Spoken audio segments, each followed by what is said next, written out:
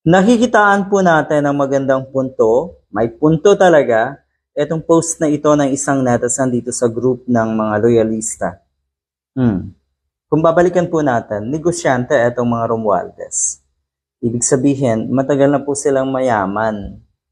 Malalaki ang negosyo ni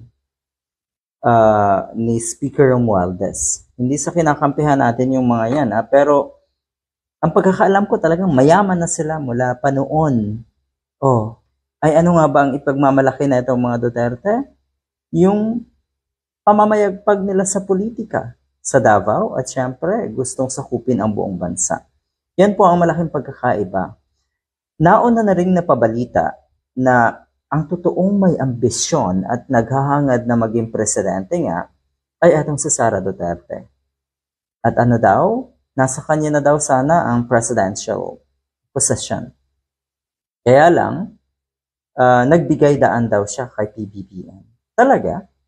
Kung nasa iyo na pala, at sa nakikita ng mga kababayan natin na pagiging ambisyosa niyo po, mukhang hindi nagtutugma yung mga pahayag niyo na nagbigay daan kayo kay PBBM.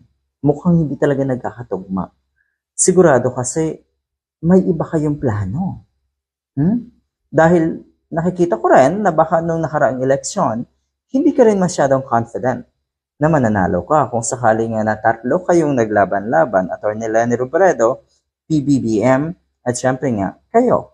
Doon sana nasubok kung sino talaga yung mas maraming taga-suporta. Doon sana nagkasubukan. Ayan. Plano May plano itong mga taga-Davao, alam natin. Yan din po ang nababasa natin. Si Sara ang naghahangad na maging Pangulo noon pa man din. At ang pamumulitika na itong si Sara Duterte nga daw, na may balak umano maging Pangulo si Romualdez. Yan.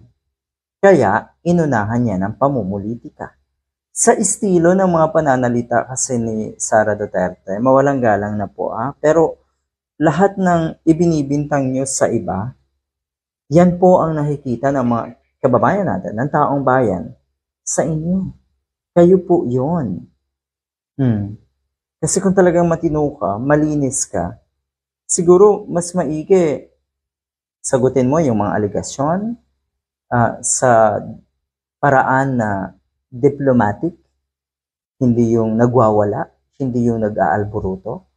Dahil senyales yung pag-aalburuto, yung todo galit niya, senyales po yan ng isang desperado. Senyales po yan ng isang bigo. Good luck.